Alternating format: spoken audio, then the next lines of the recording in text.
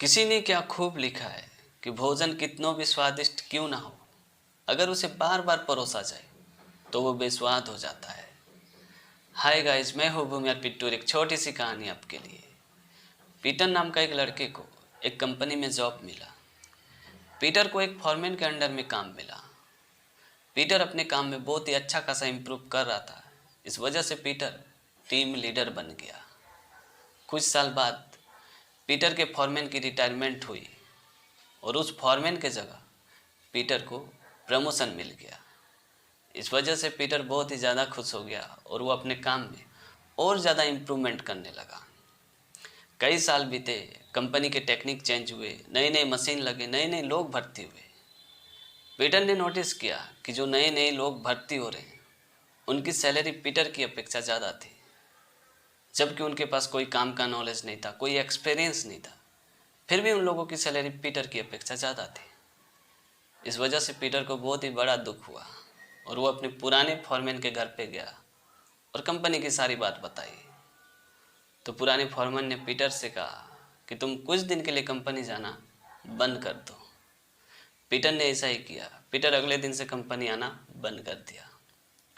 Peter के ना आने की वजह से कंपनी को बहुत ही ज़्यादा नुकसान उठाना पड़ा। काफ़ी सारे वर्कर बैठ गए, प्रोडक्शन में भी कमी आई और मैनेजमेंट का पूरा सिस्टम बदल गया। ये बात जब बॉस को पता चली तो बॉस ने कहा कि इस एरिया का इंचार्ज कौन है। इस पर सभी ने कहा कि पीटर इस एरिया का इंचार्ज है। बॉस ने पीटर को बुलाया और पीटर से कहा कि तुम इतना अच्छा काम करते हो, इतना कुछ हैंडलिंग करते हो, ये मुझे नहीं पता था। ये बोल के बॉस ने पीटर की सैलरी बढ़ा दी, उसे रहने के लिए मकान दिया, आने जाने के लिए गाड़ी की व्यवस्था करी और उसका ड्यूटी आवर भी कम कर दिया। इस वजह से पीटर बहुत ही ज़्यादा खुश हो गया और वो अपना काम और भी अच्छे तरीके से करने लगा। कुछ महीने बाद पीटर के मन में ख्याल आया कि मैं एक बार कंपनी नहीं गया तो बॉस ने मेरे लिए इतने सारे फैसिलिटी करी, अगर मैं दूसरी बार कंपनी ना जाऊं तो बॉस मेरे लिए और भी सारे फैसिलिटी करेंगे। ये सोच के पीटर दूसरी बार कंपनी आना बंद कर दिया।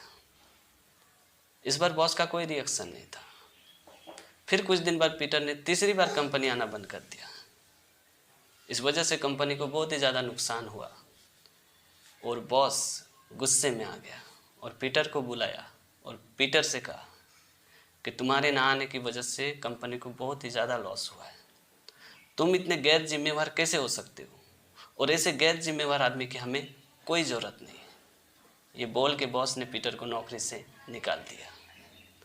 इस वजह से पीटर बहुत ही ज़्यादा टेंशन में पड़ गया और पीटर वापस अपने पुराने फॉरमैन के घर पे गया और अपनी सारी कहानी, सारी आप बीती उस फॉरमैन को सुनाया। फॉरमैन मुस्कुराया और पीटर से कहा कि इस कमरे में जो बल्ब है वो अगर अचानक बंद हो जाए तो सबकी नज़र, सबकी फोकस उस बल्ब पे एक बार ज़रूर जाती है, लेकिन वही बल्ब बार बार जले बुते जले बुते जले बुते तो लोग ये समझते हैं कि ये बल्ब अब कोई काम का नहीं रहा, इसे अब बदल डालते हैं। सेम तुम्हारे साथ भी ऐसा ही हुआ। फॉरमैन की बात सुनकर पीटर को तो समझ में आ चुका था कि आखिर फॉरमैन हमसे कहना क्या चाहते हैं, और साथ में उसे दुख भी हो रहा था क्योंकि इतना अच्छा खासा जॉब उसके हाथ से निकल गया था। तो दोस्तों, इस कहानी से सीखने वाली बात यह है कि अपने काम को इम्प्रूव करना बहुत ही अच्छी बात है, लेकिन अपने काम का बार बार फ़ायदा उठाना ये सबसे बड़ी बेवकूफ़ी है, क्योंकि आपको भी पता है कि उसमें सामने वाला का तो नुकसान होता है, लेकिन उससे भी ज़्यादा नुकसान आपका होता है। तो दोस्तों, आज की कहानी आपको कैसी लगी कमेंट करके ज़रूर बताना, और अगर आपने हमारे चैनल को अभी तक सब्सक्राइब नहीं किया तो कर दो यार, क्योंकि इस तरह का कंटेंट मैं हमेशा अपने चैनल पे लाते रहता हूँ और लाता रहूँगा। तो आज के लिए इतना ही। मिलते हैं अगली वीडियो में एक नई टॉपिक के साथ, एक नई कहानी के साथ। तब तक के लिए जय हिंद, वंदे मातरम।